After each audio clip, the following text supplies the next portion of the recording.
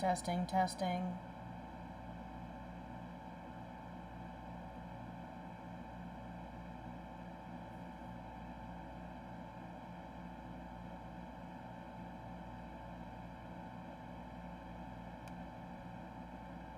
Testing, testing.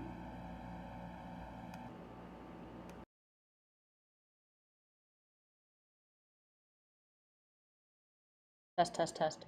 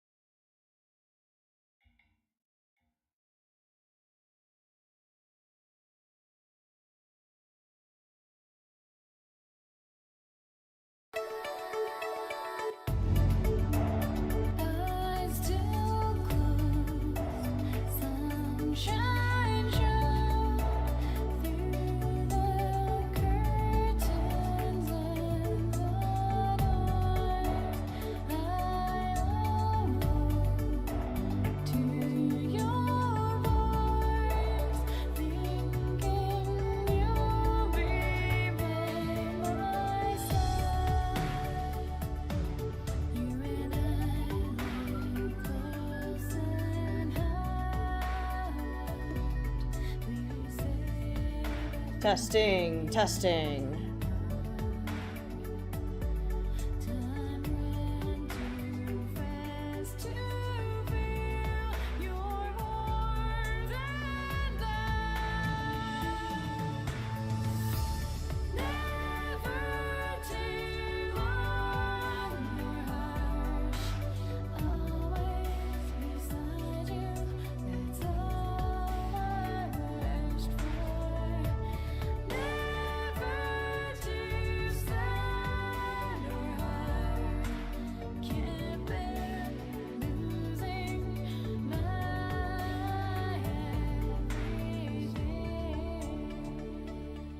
Beep, beep, boop, boop. Gotta fix that. The correct mic. Yes, okay.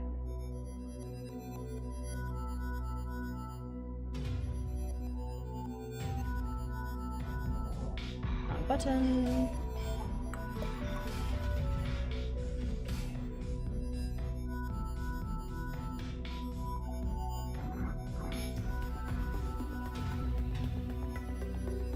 Okay.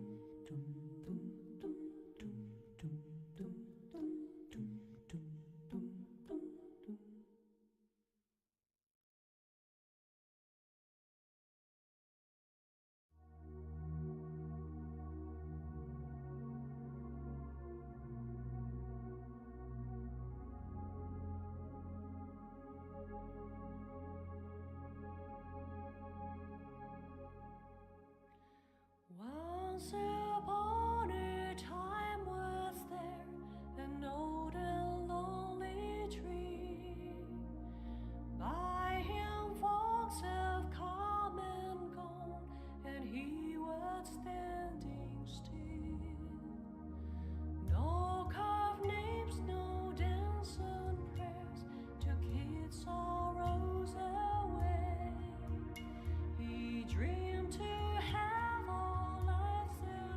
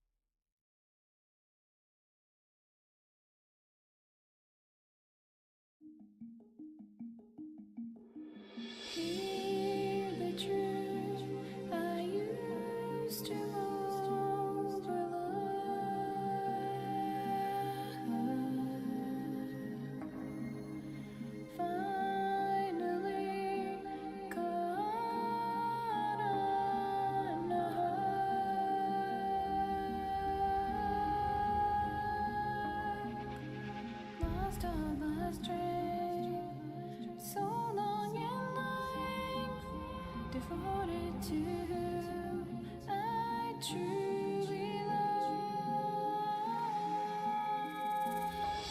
Carry me away, carry me far away, carry me away, somewhere sincerely.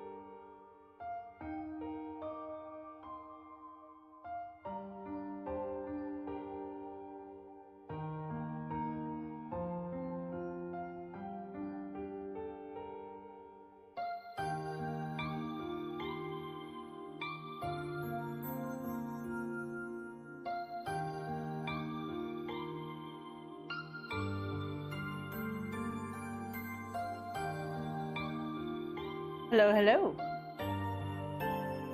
How's it hanging?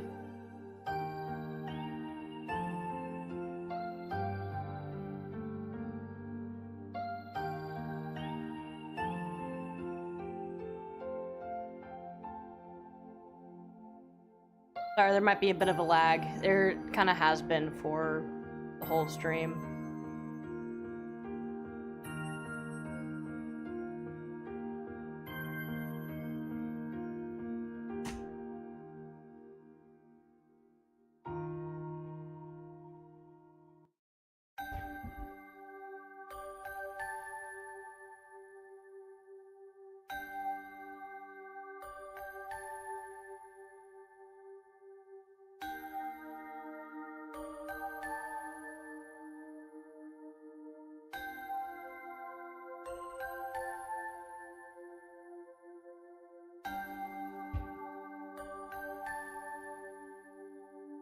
Nice. Cool. Are you gonna spend it doing anything specifically, or just gonna, like, kick back, wing it?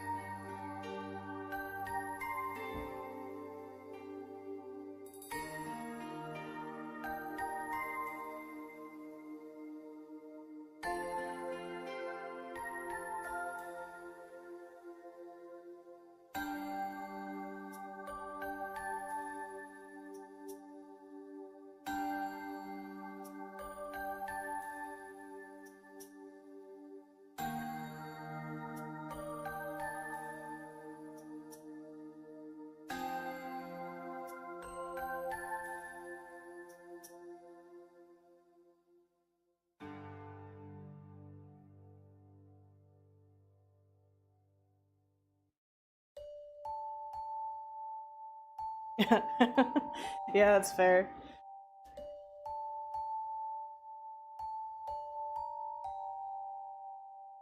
It's kind of what I'm trying to do a little bit today. Get more of this done so I can feel like it's in a good spot to get critique, and then go from there. But I've got some commission work I gotta work on tonight too, still.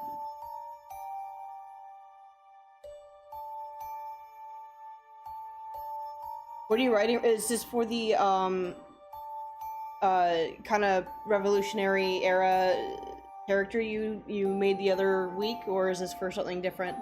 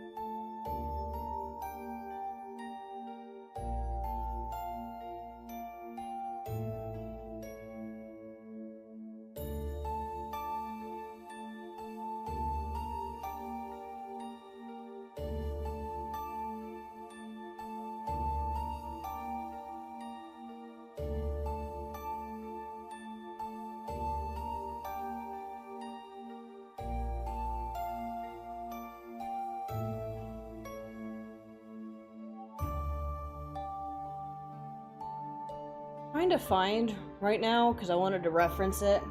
There was a doctor in the Victorian era, in the latter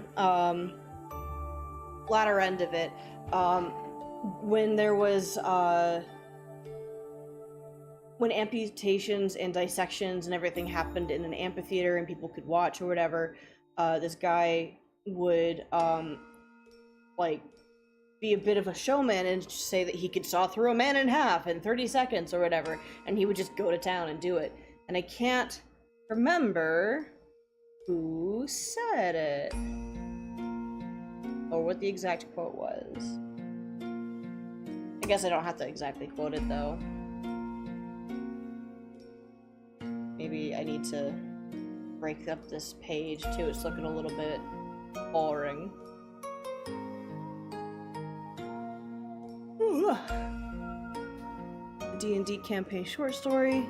I have to sneeze. Oh wow, okay, so that's actually kind of a... That sounds tough. Is it easier to implement the D&D mechanics after you put your story down, or are you like kind of going back and forth between, you know, what the mechanics are and the storytelling and how you can like utilize them both? Maybe it is Lister. Let me find out.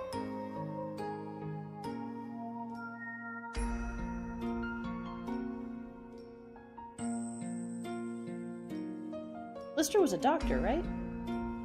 Was he a doctor, or was he just kind of a quack? I'm gonna look it up. Joseph Lister. Okay.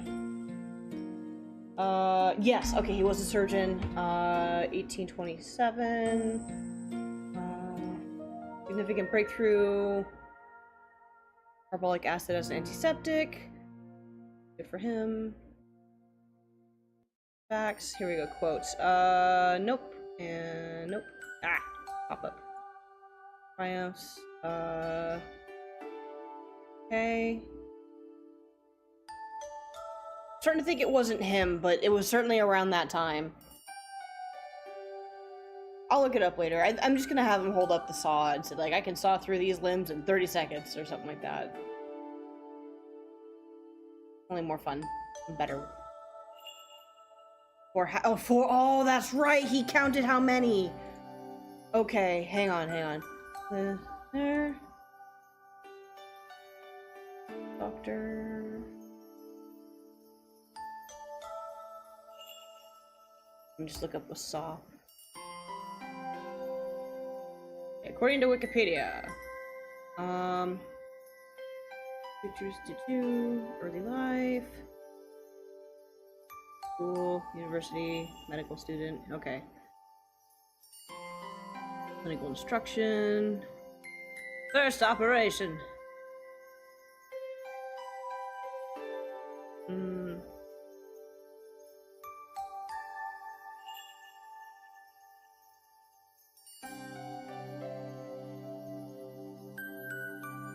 Surgical profession. Before Lister studies of surgery, people believed that chemical damage exposure from bad air, miasma. Okay, so that's different.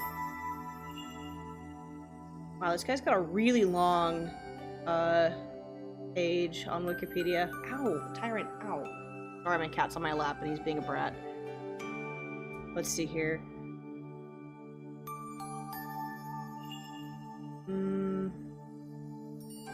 Blood cells. It's all giving me all the good information. I want the scary shit. Give me the entertainment. Papers on the flow. Oh, on the minute structure of involuntary muscle fiber. No. He wrote many things. Okay. I'm just gonna look up the word hack and see if that comes up. No.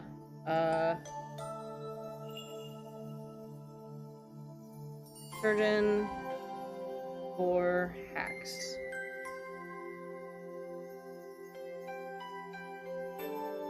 Amateur surgeon 4 tips. Okay, it's giving me video game stuff. Okay, alright. I will look this up later. I'm putting a pin in it. But anyway. Oh my god, cat. No. No cat. Okay. Alright, how can I break this up?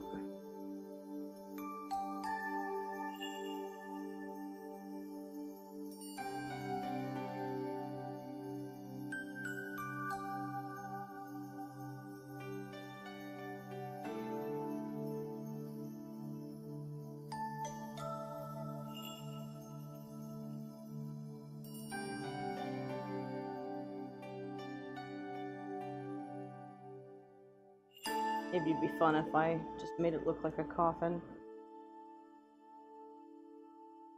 Not necessary, I just think it might be kind of funny.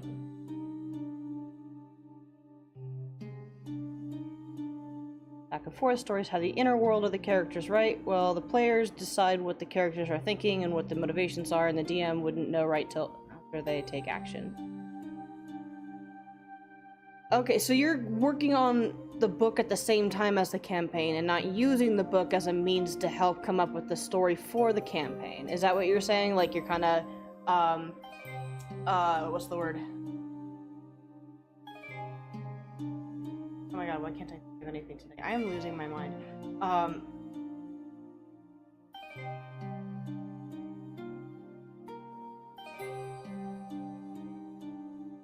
Anyway, so yeah, you're writing the book about your campaign at the same time as taking it from what they're doing. That sounds cool. Sounds fun.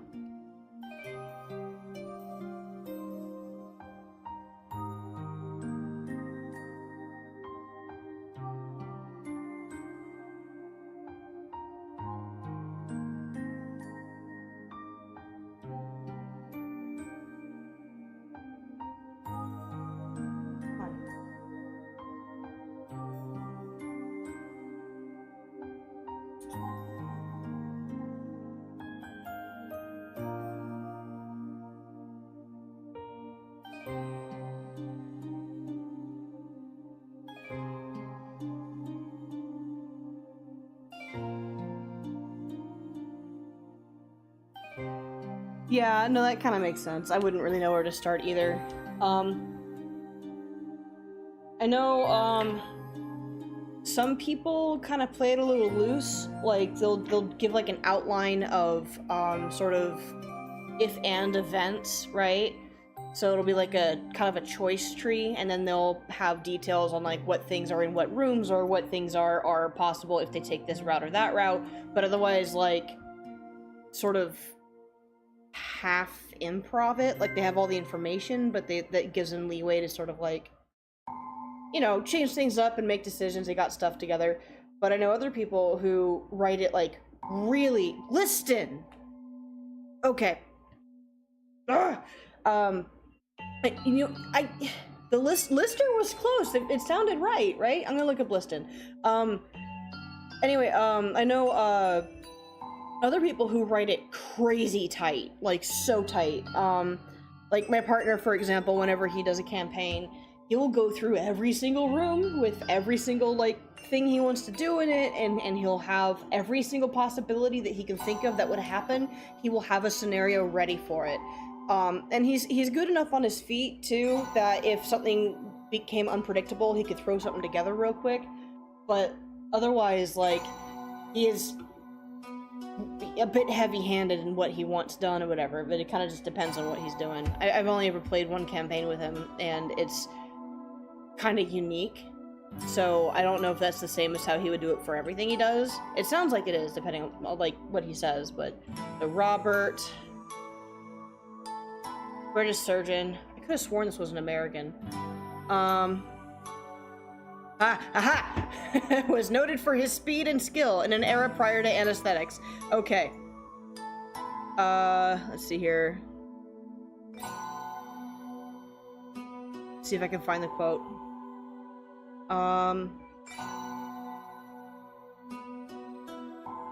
Fastest knife in the West End, he could amputate a leg in 2.5 minutes. He is reputed to have been able to complete operations in a matter of seconds, at a time when speed was essential to reduce pain and improve the odds of survival of a patient. There are many physical operations where ceteris paribus, all else being equal, the danger is in a direct ratio of the time. Okay, so that's not the quote, but it's interesting. Oh, yes, here it is. Time me, gentlemen, time me. To students craning with pocket watches from the iron railing galleries. Everyone swore to the that the first flash of his knife was followed so swiftly by the rasp of a saw on bone that the sight and sound seemed simultaneous. To free both hands, he would clasp the bloody knife between his teeth. Ah, yeah, that is exactly who I was looking for. Thank you. This is exactly him. God, the 1800s were a wild, wild time. Okay.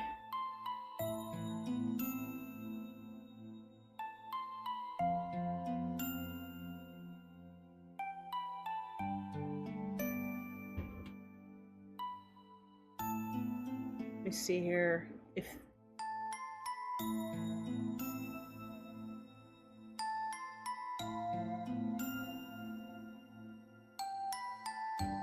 And yeah, like jumping off points. Time me, gentlemen. Good God. Okay. So this panel doesn't quite work, but I think I really want there to be a page where we see him in full before he gets dismantled. And I think that's important. It just feels sort of boring. I might just have to be okay with that.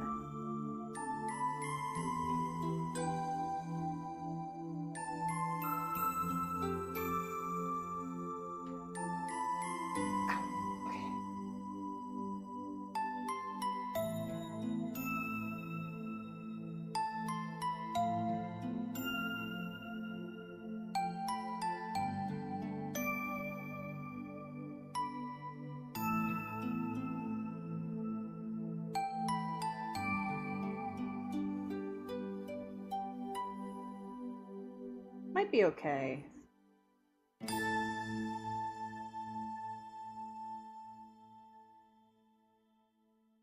You will fly, you.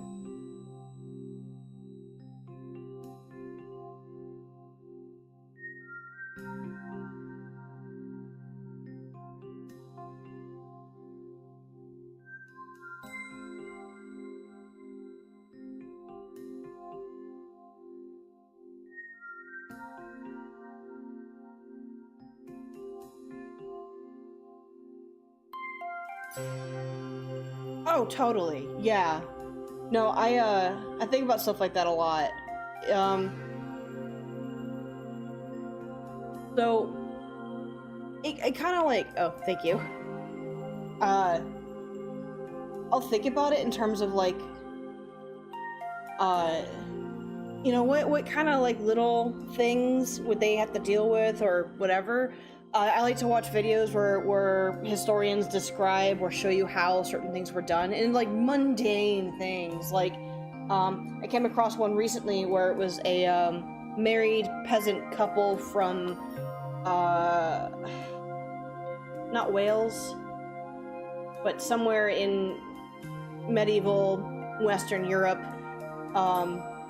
What they would do to get ready for the day, and how the wife would wrap her hair up because her the belief at the time was that a woman's hair was a gift for their husbands, and you know, just what clothing layers they had to deal with.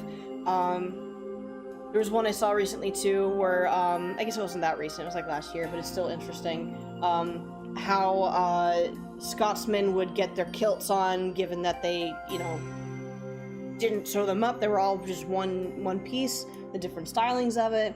I love that kind of thing. I love the mundane.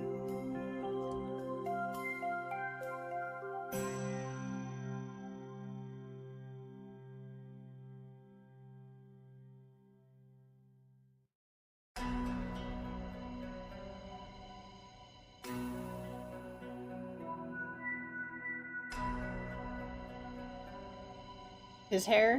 My dude's hair? Or like what the men would do? I don't remember what the men would do in the historical videos. My dude's hair? Believe it or not, these are supposed to be thumbnails. I'm already way too detailed. But in the before here, he's got a pompadour, and in the after, it's gonna be a wreck. As it will be for the remainder of the story. Let's do that. I think I like that extra, like... Do. Done. Okay.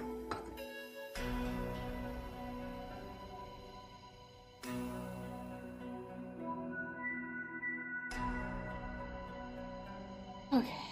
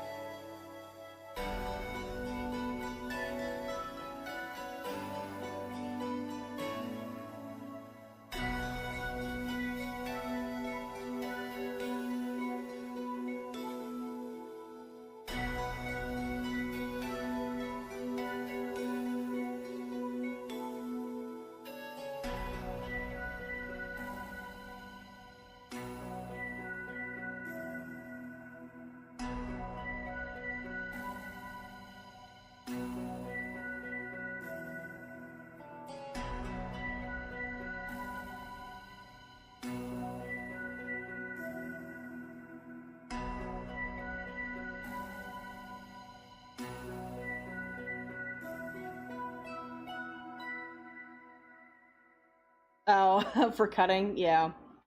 Um, you know what's interesting is I was talking to somebody recently-ish about like how they suddenly understood the reason why the mullet exists. How it's just letting your hair grow out, and then, you know, you're a dude, you're just sitting around, you're just minding your own business, you're tending to your farm or to your car or to whatever, and my hair is in my face, I better cut it. And you just keep doing that for every bit that's in your way. You just keep like just trimming it back. Guess where it's not in your way? In the back where the party is. I think it's really interesting how utilitarian all of a sudden the mullet seemed in that moment.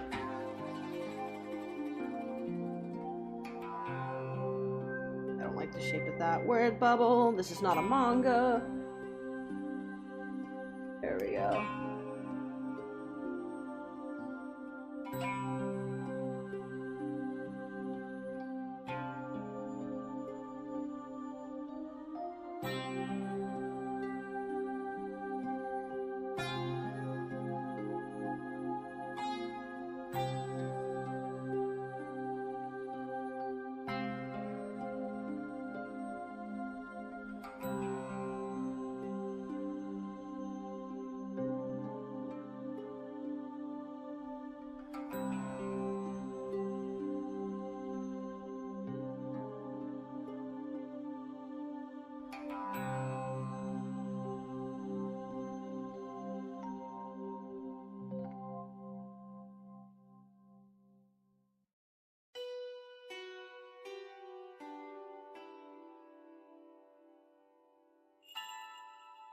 I'm gonna split that up. He is still handsome.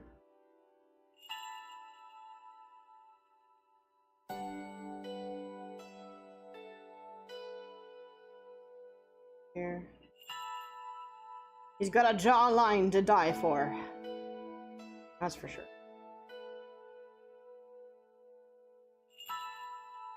Do I have any pictures of him here? I think I do. Whoop. Let's take that off screen.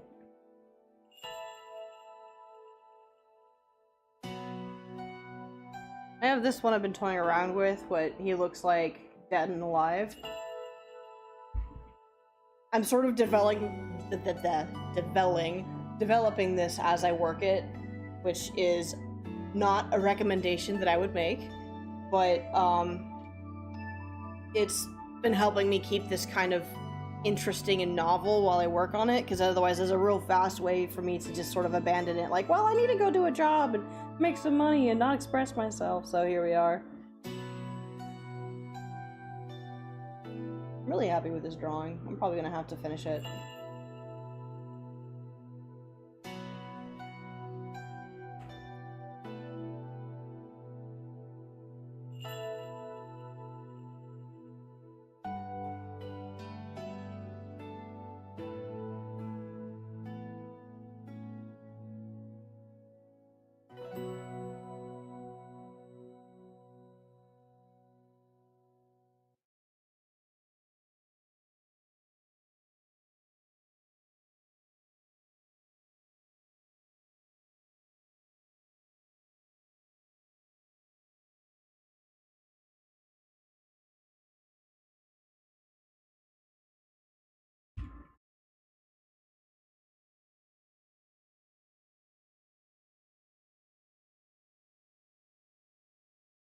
Yeah, because he's dead, yeah.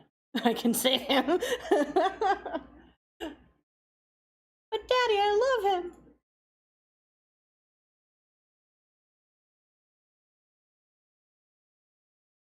I think that's one thing that's a little bit weird about, like,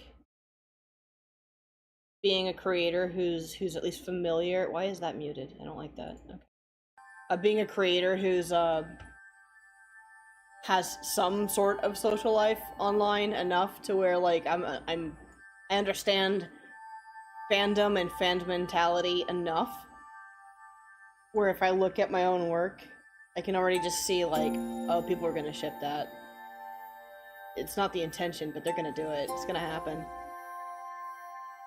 like a rite of passage now. You're gonna make something, someone's gonna do it.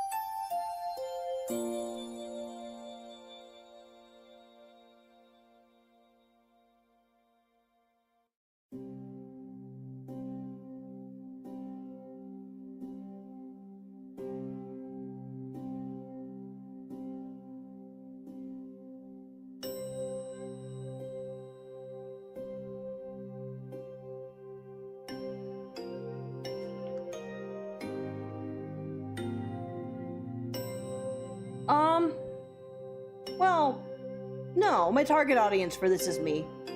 I'm not really looking to aim this at anyone in particular. I just also know how people who fan work enough to sort of get it. And they do. Like, that's kind of everybody now. At least those who are chronically online or under the age of 22. It's kinda taking over a whole culture of expression, or taken over, really, to treat characters in such a way, not just shipping, but like holding them up on some kind of pedestal or creating little jokey shrines about them. It's only half a joke. You made a shrine, you did it. People do it. I've walked into friends' homes and they have them. And I don't know if this is like a youth thing or what, but the amount of projection and ownership that fandoms have over storytelling and their perspectives and the parasocial blah blah blah blah blah reflects how they interact with those media. There's a really interesting example of this that just happened recently. So Delicious in Dungeon is, you know, it's fantastic. Dan's talked about it on his stream a few times. It's really good, and there's a lot of headcanons. One of them being that Marcel and Fallen are kind of shipped together within the story, and that there's a lot of fan service for Senshi and all these other things.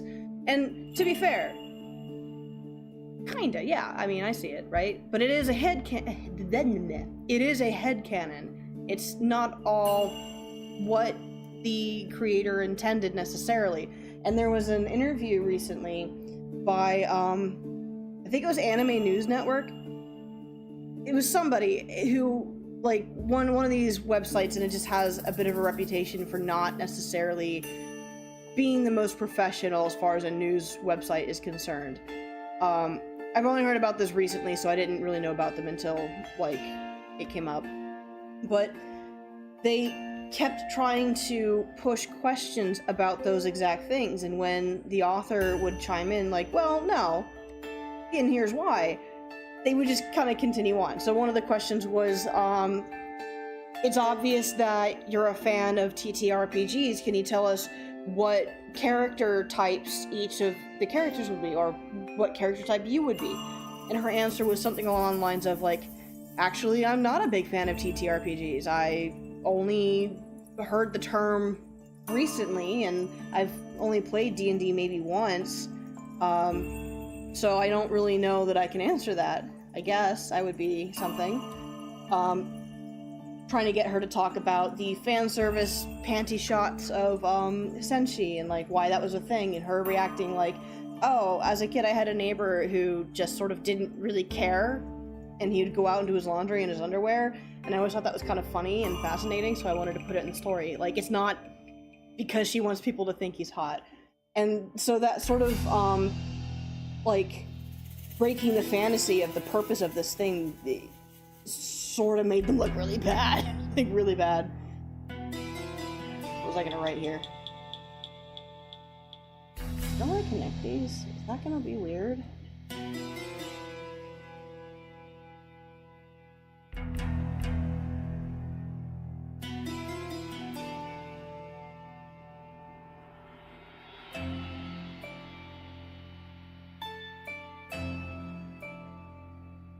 Anime fans are weird. They are ravenous, yeah.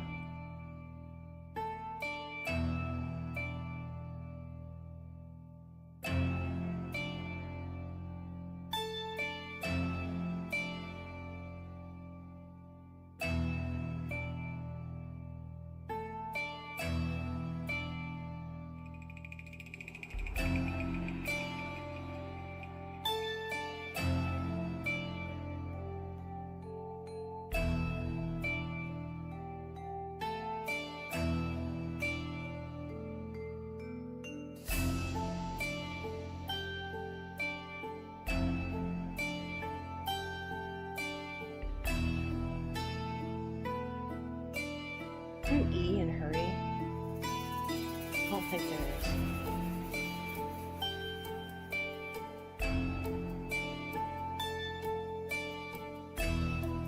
Oh, yeah, no, that's hooray. An A. E in hurry with a not A. I can spell, that's why I'm a writer.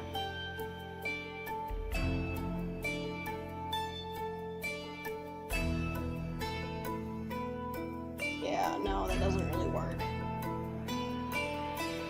Just lower this, and life will be okay again. I'll just reverse the polarity.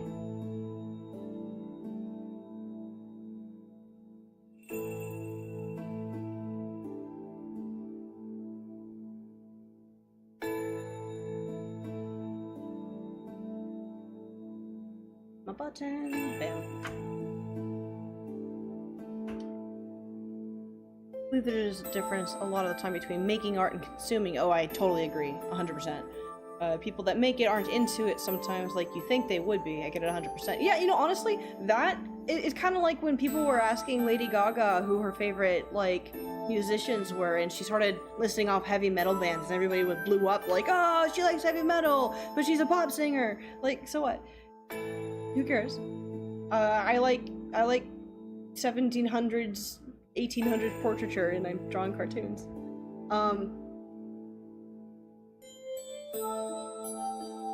Oh, Kim Jong-gi never really. That's funny. I didn't know that. I can't either, man. I mean, that's kind of the same too. Like, just the misunderstanding of what goes into these things, right? Like, you can be inspired by really random shit. I am not a part of rockabilly culture. I don't listen to a ton of rockabilly music, though what I have heard I really like. I couldn't memorize any of the bands or whatever, but this comic is gonna have a very heavy rockabilly, psychobilly sort of influence. And it just comes down to the fact that many artists are just simply observers who bring things in and sort of braid them in where it fits, right? Not catalog, this is gonna bug me. The word I was looking for earlier. Hang on. Thesaurus, help me! My great god. Thesaurus. Catalog.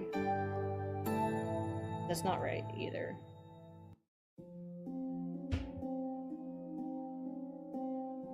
Not archive, but it's in that particular. Translate. Let's try archive. Not Chronicle, but that's closer. Writings by Chronicle. Clippings, documents, excerpts, extractions. New documents, maybe. There's a word that started with like an S. Memorandum, that's a cool one. I haven't heard that word in a while. Verb. Document as a verb.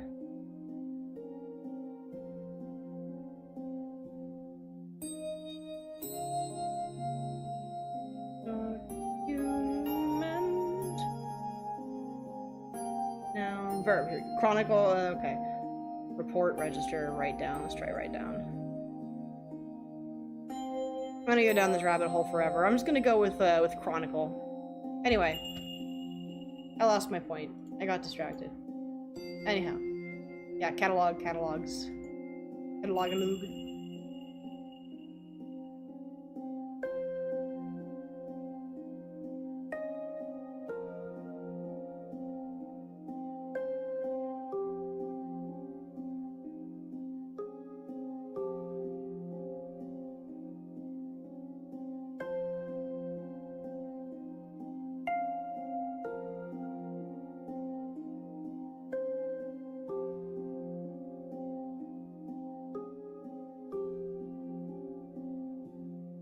Let's make this more interesting. Oh.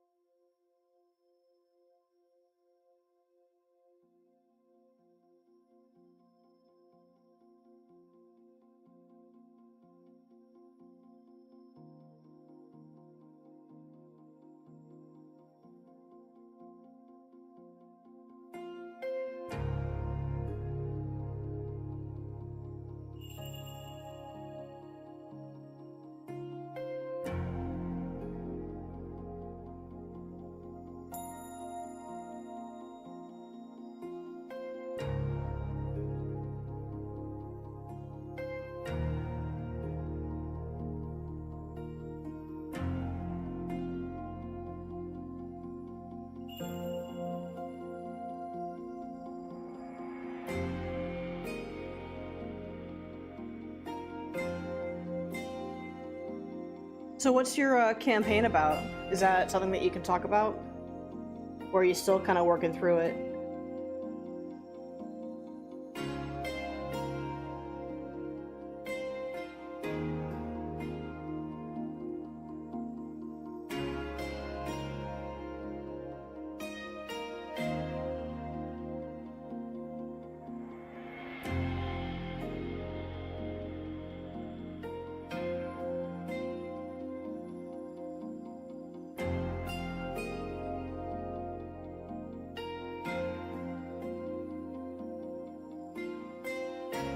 Ugh, this hand.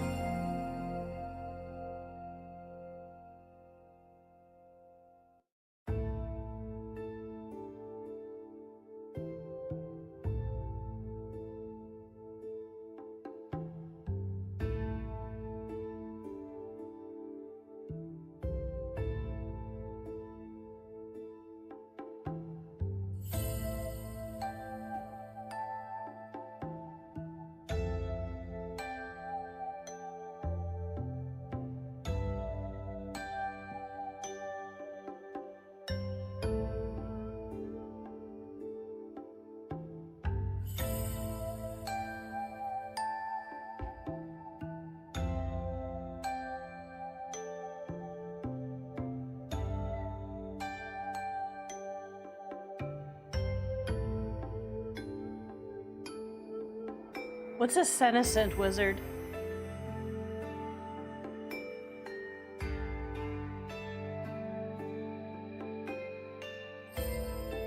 It's really cool though. Yeah, I really like that concept a lot.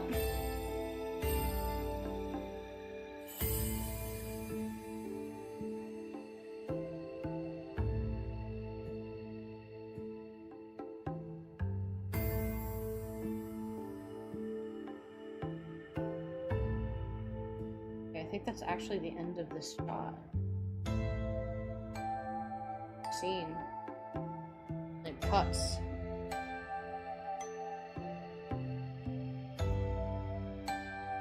Just gonna fade to black, I guess.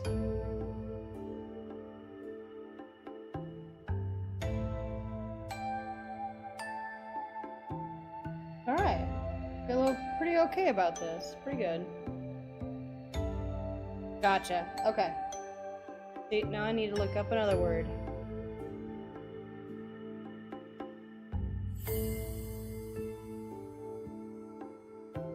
I see. Okay. I thought maybe senescent was like a kind of wizard, not the fact that he was just aging. Okay. I lied earlier. I'm sorry. I'm not a writer. I don't know words very well. That's why I don't have a script. Okay. I'm feeling pretty good about this. I want to get this kind of put together and, oh, thank you. It's a saw. It's a bone saw. I should probably make that clearer. I sort of just made up what the saw should look like. I like it too. I really enjoy drawing this guy. His name's Martin, but everybody's gonna refer to him as like, oh, that scientist guy, yeah.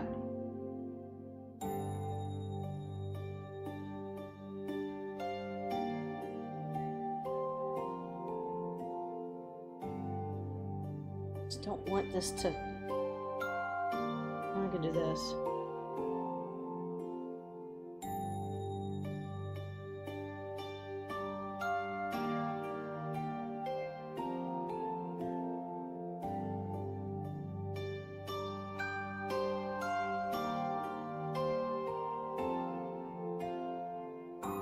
Wanted to give it like a nice handle.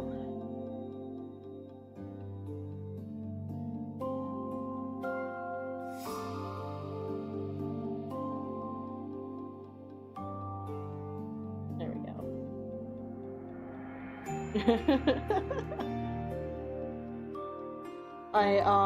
Let me get you a closer look at this dude. There we go. He's just this sort of like, kinda not fat, but not healthy, sort of basement dwelling dweeb, super scientist guy, who is definitely not stolen from Freakazoid at all whatsoever.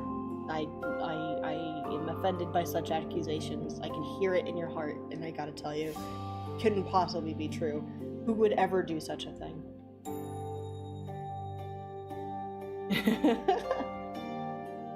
Oh, I wanted to change this quick. Da-da-da.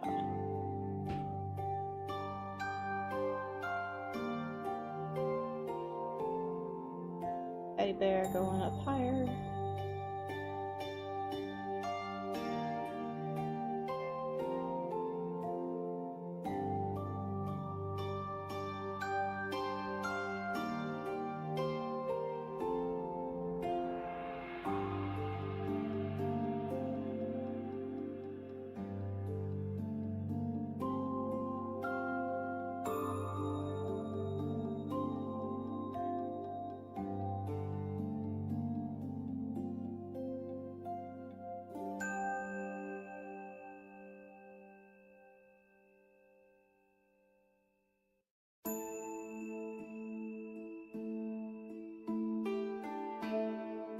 Alright, so I'm gonna prep these pages to post in the Discord for some critique, and then I gotta start working on my commission, which I can't stream, because I promised.